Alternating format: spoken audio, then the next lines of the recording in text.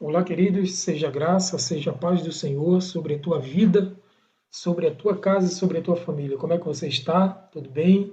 Espero que sim. Estamos aí nesta série de reflexões falando sobre temperamentos controlados. Controlados por quem? Pelo Espírito Santo de Deus. A gente sabe que temperamento, como a gente já viu, tem a ver com a nossa personalidade e que isso precisa ser cuidado pelo Espírito Santo, para que a gente tenha sucesso em nossas vidas, seja ela física, seja ela espiritual, seja ela material ou emocional também. Sobre temperamentos controlados, nós iremos hoje ver alguns tipos relacionados de temperamento especificamente, falando aí, iniciando sobre o sanguíneo, que de fato consta no temperamento sanguíneo. Como é que o sanguíneo se comporta? Quais são os pontos fortes? Quais são os pontos fracos ou que precisa melhorar no sanguíneo? É exatamente sobre isso que iremos expor aqui neste momento, nesta hora. E, sobretudo, quem é a referência bíblica de um homem sanguíneo e o que a Bíblia fala desse sanguíneo quando não estava sendo controlado pelo Espírito e quando passou a ser controlado pelo Espírito Santo. É justamente sobre isso que queremos ver nesta hora. Então, se nós percebermos aí sobre os pontos fortes de um sanguíneo, ele é estimulante, ele estimula todas as pessoas que estão em sua volta, ele é uma pessoa extrovertida, ele é espontâneo, ele também é barulhento, alegre, ele é otimista e ele tem uma situação de mais coração do que razão.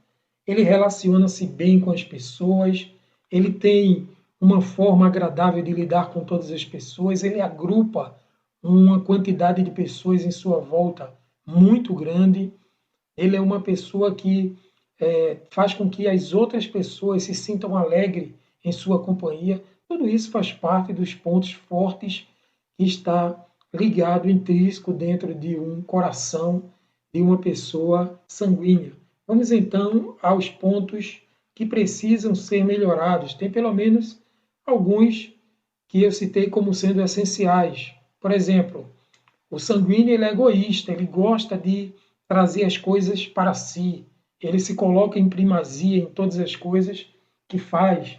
Ele é uma pessoa também que age sem pensar.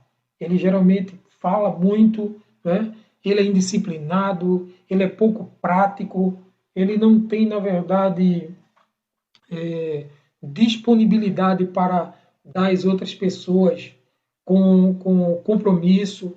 Ele é muito alegre, né? Muito alegre. Alegria, na verdade, não é a gente pode dizer que não é um fracasso, mas é que ele está sempre alegre e ele é possível que em um momento fúnebre ele esteja sorrindo, mas seu coração estando ali triste. Então, uma pessoa sanguínea é uma pessoa muito engraçada.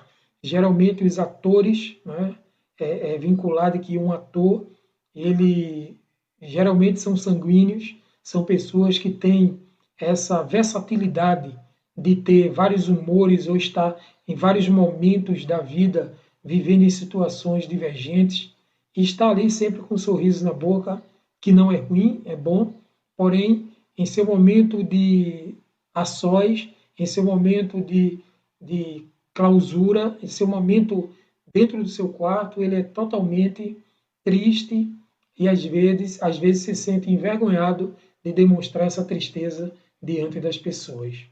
E aí existe algo mais que a gente gostaria de colocar, e aí o personagem é o apóstolo Pedro, né? O apóstolo Pedro, vamos ver, antes do temperamento controlado, como era o apóstolo Pedro. Tem algumas características, algumas chaves aí que a gente pode colocar a respeito do apóstolo Pedro. Por exemplo, começa e não termina os planos, é instável emocionalmente, se arrepende várias vezes pela mesma coisa, vontade fraca o faz ceder à tentação, não é leal, não cumpre horários, é descompromissado, volúvel, é explosivo diante das iras. Então, todas essas características estavam incutidas justamente no apóstolo Pedro, que é um exemplo de um sanguíneo. A gente conhece várias histórias do apóstolo Pedro, que ele, diante das situações adversas, ele se colocou ali, se prontificou de uma forma explosiva. Lembra daquela passagem em que foram prender Jesus e o apóstolo Pedro sacou ali a sua espada e ali cortou a orelha daquele soldado. E Jesus disse: o reino de Deus não é assim, Pedro. Pegou a orelha do soldado e colocou no lugar, e ele ficou sem saber o que fazer. Então, o sanguíneo é assim: ele é falante, ele é volúvel, ele não sabe o que é que quer de fato. Ele ora está sorrindo, ora está chorando, ora está ali abraçando, ora ele está empurrando, afastando. E o sanguíneo precisa, de fato, entregar as suas ações e os seus temperamentos diante do Espírito Santo para que sejam controlados. Então vamos ver alguns versículos bíblicos que a gente separou aqui, justamente para mostrar o Pedro antes e o Pedro depois desse controle do seu temperamento. Mateus 26, 31 a 34, diz assim: esta noite todos irão abandonar-me, porque as Escrituras dizem: ferirei o pastor e espalhar-se-ão as ovelhas. Mas depois de eu ressuscitar, irei para Galiléia e lá me encontrarei convosco. Verso 33, veja aí o que Pedro disse. Pedro disse-lhe: façam os outros o que fizerem, nunca te abandonarei. Mas Jesus retorquiu-lhe: a verdade é que esta noite, antes que o galo cante pela madrugada, negar-me-ás 3 vezes. Então, se você observar, Pedro é um cidadão, é uma pessoa que tem essa forma de ser explosivo, é alguém que está ali querendo fazer, querendo que aconteça as coisas, mas que ele não pensa, que ele não reflete sobre as coisas que podem acontecer a respeito dele e do que está em sua volta. Mas este é o Pedro que ainda não tinha o seu temperamento controlado pelo Espírito Santo. Lembra de outra passagem bíblica em que Jesus veio andando sobre as águas e Pedro e os outros discípulos estavam no barco. E quando Jesus disse que quem era, que era ele que estava andando sobre as águas, qual foi a reação de Pedro? Se realmente és tu, Senhor, então me deixa aí também, porque eu quero andar sobre as águas. Então, essa é a característica de um homem sanguíneo, de uma pessoa sanguínea. Mas aí no capítulo 4 de Atos, versículo 13, 19 e 20, nós encontramos um Pedro diferenciado. Um Pedro que aí já tinha uma experiência com a presença do Senhor, com a presença do Espírito Santo dentro dele, como sendo ele templo e morada do Espírito Santo. E veja aí a reação de Pedro, capítulo 4 de Atos, versos 13, 19 e o 20.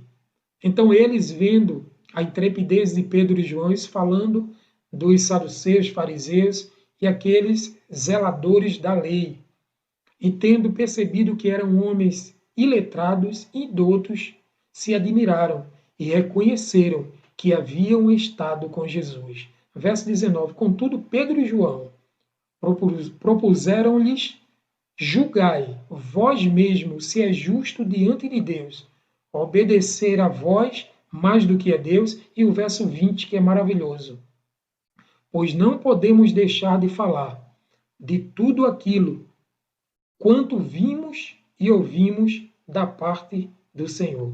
Então, irmãos, isso é importante nós frisarmos, que o Senhor sempre tem, sempre está cuidando dos nossos corações. Pedro, antes do seu encontro, da sua entrega ao Espírito Santo, ao Senhor, e o Pedro depois dessa entrega, o Pedro depois desse reconhecimento de ter o Senhor dentro do seu coração.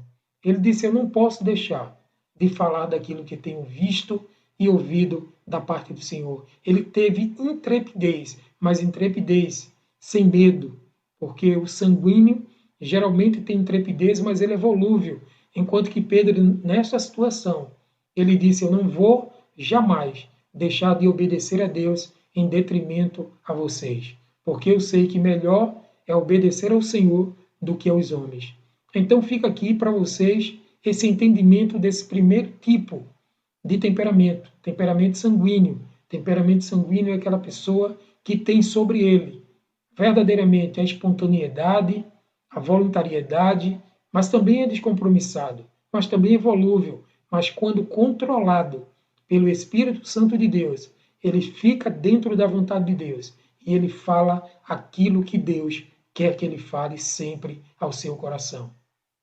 Então, que este dia, que esta hora, Deus esteja aquietando o seu coração, cuidando da sua vida, alojando, sobretudo, as boas ações, os bons frutos dentro do seu coração, que é brotado pelo Espírito Santo do Senhor, e que cada dia você possa entregar, você possa se debruçar diante do Senhor, dizendo: Senhor, em tuas mãos eu entrego toda a minha vida, eu entrego todo o meu raciocínio, eu entrego todo aquilo que penso e aquilo que quero, porque em Ti eu confio e em Ti eu espero para todo sempre. Que o Senhor te abençoe e te guarde, que o Senhor faça resplandecer o seu rosto sobre ti e tenha misericórdia de ti. Que o Senhor sobre ti levante o seu rosto e te dê a paz.